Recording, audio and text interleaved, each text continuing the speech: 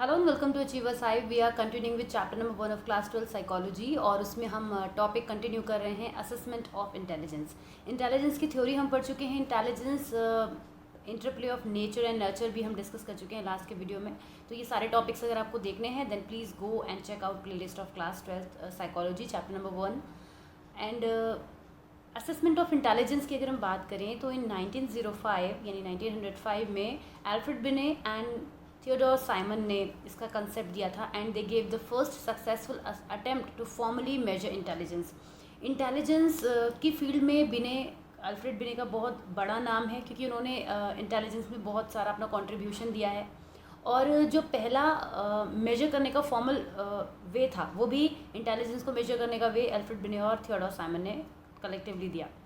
In 1908 when the scale was revised they gave the concept of mental as. जब अपने scale को उन्होंने आगे बढ़कर रिवाइज किया और मेंटल एज का कंसेप्ट दिया। मेंटल एज को हम इस तरह से समझ सकते हैं कि it is a measure of a person intellectual development relative to people of her his group.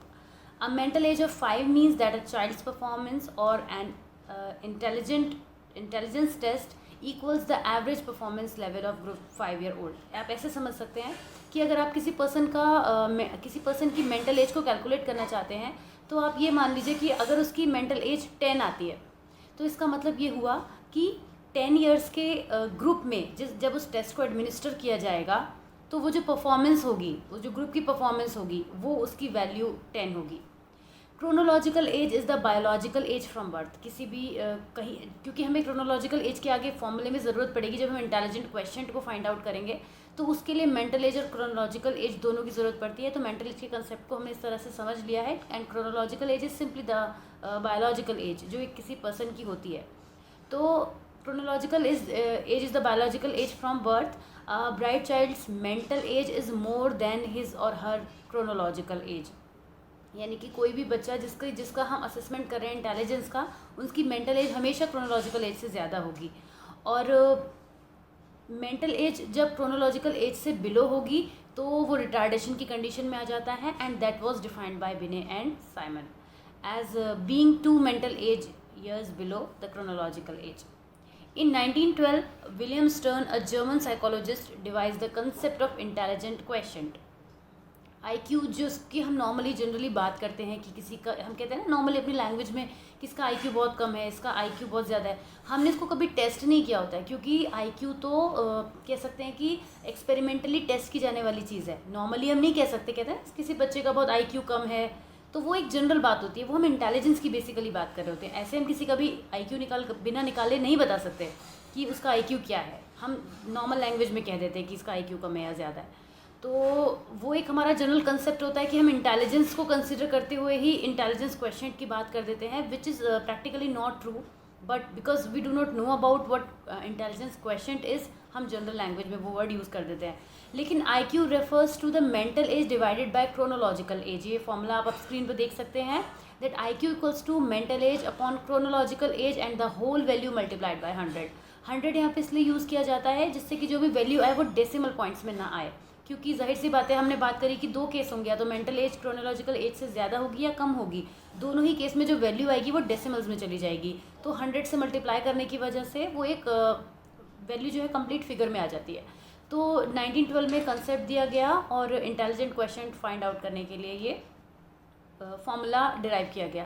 अब बात ये आती है कि जो क्वेश्चन हमारे पास इसके सामने आएंगे तो उसमें हम कैसे मेंटल एज को फाइंड आउट करेंगे, क्योंकि आप क्लास 12th में हैं, आपके सामने कोई क्वेश्चन आ जाता है, then you don't have to worry, क्योंकि आपका जो भी क्वेश्चन आएगा, आप अपनी बुक में आगे भी देखेंगे, उसमें आपको मेंटल एज गिवन होगी, राइट।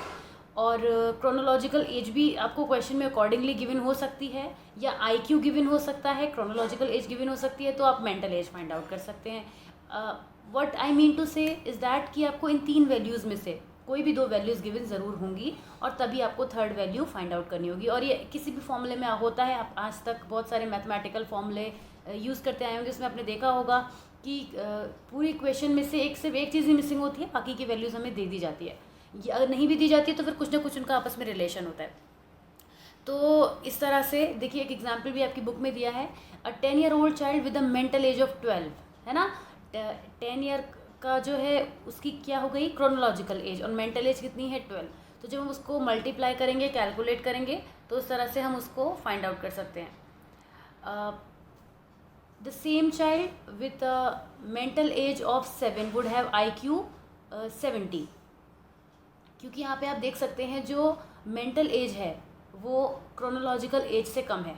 वापस देखते हैं कि क्रोनोलॉजिकल एज क्या थी. इट वाज 10 थी और मेंटल एज जो है वो 7 है. तो जो वैल्यू आई वो 10 आई. तो इसको हम रिटार्डेशन की सिचुएशन में रख सकते हैं.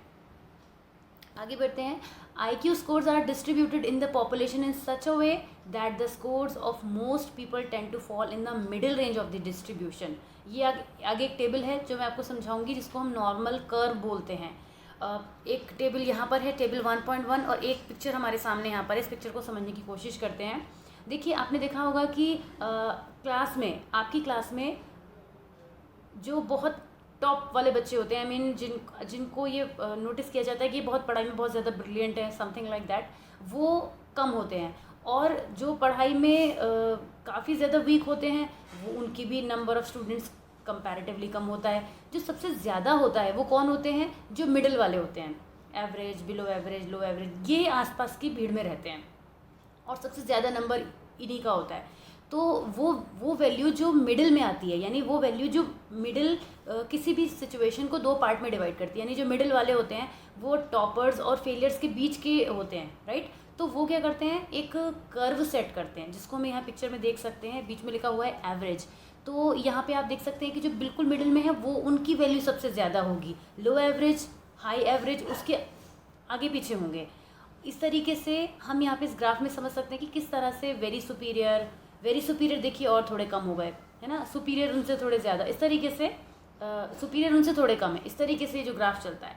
तो हम वापस यहाँ पर टेबल 1.1 पे आते हैं कि classification of people on the basis of IQ. तो आप देखिए कि ये आपको लर्न करना पड़ेगा कि आपके काम आएगा. आगे पूछ लिया जाता है नॉर्मली, इसमें से MCQs भी काफ़ी बन जाते हैं कि अगर किसी बच्चे की जो है IQ 125 है तो वो किस कैटेगरी में आएगा, इस तरह से क्वेश्चन बन जाते हैं.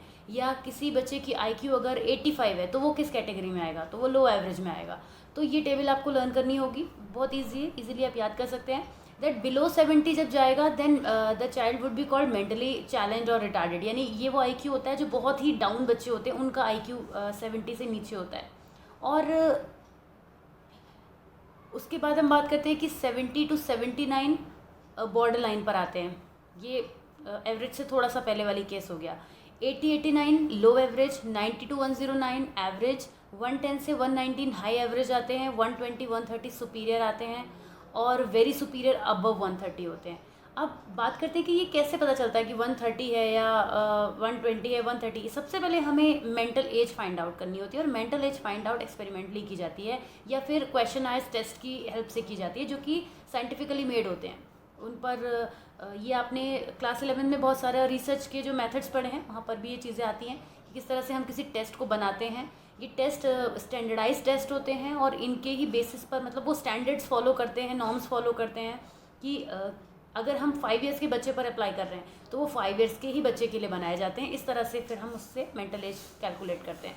जब मेंटल एज हमारे पास आ जाती है और क्रोनोलॉजिकल एज हमें ऑब्वियसली पता ही होती है तो IQ निकालना फिर कोई एक प्रॉब्लम की बात नहीं है. पर हाँ, आपके एग्ज़ाम पॉइंट ऑफ व्यू से या क्लास के question answer point of view से देखें तो आपको वो दोनों चीज़ें उसमें गिवन होंगी.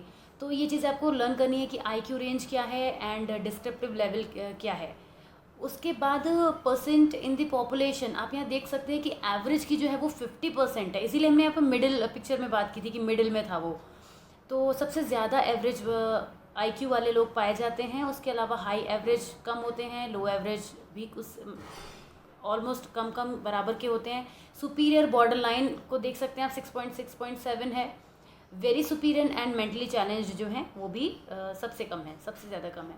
तो इस तरीके से ग्राफ को फॉलो करते हैं, एक नॉर्मल प्रोबेबिलिटी कर्व को फॉलो करते हैं जिसको हम स्टैटिस्टिक्स में, साइकोलॉजी में NPC बोलते हैं, नॉर्मल प्रोबेबिलिटी कर्व बोलते हैं.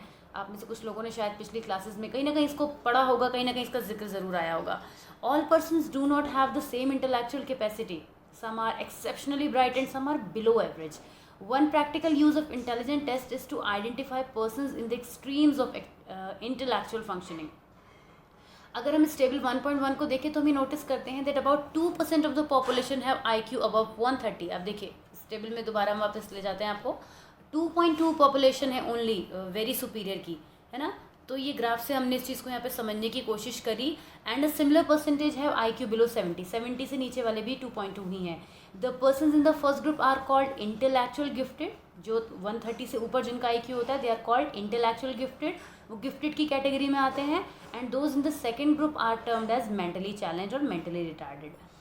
These two groups deviate considerably from the normal population with respect of their cognitive, emotional and motivational characteristics। इसका क्या मतलब हुआ कि ये जो बच्चे होते हैं या ये जो लोग होते हैं ये नॉर्मल लोगों से या तो बहुत ज़्यादा या बहुत कम हो जाते हैं। ज़्यादा कब हो जाएंगे जब गिफ्टेड वाला केस होगा, और कम कब हो जाएंगे जब रिटार्डेड वाला केस होगा। तब इनकी वैल्यूज़ जो होती बहुत ज़्यादा वेरी कर जाती हैं मिडिल से, एवरेज से। इसीलिए ये इतना ज़्यादा या इतना ज़्यादा कम अमाउंट में होते हैं, इसीलिए इन दो को कैटेगराइज किया गया है गिफ्टेड और रिटार्डेड की फॉर्म में।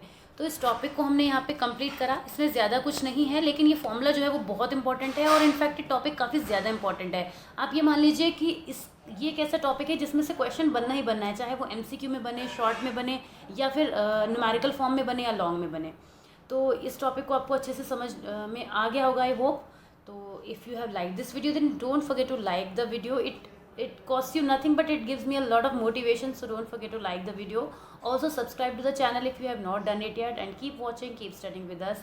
Soon bringing you the next topic for you. So till then, take care, bye bye.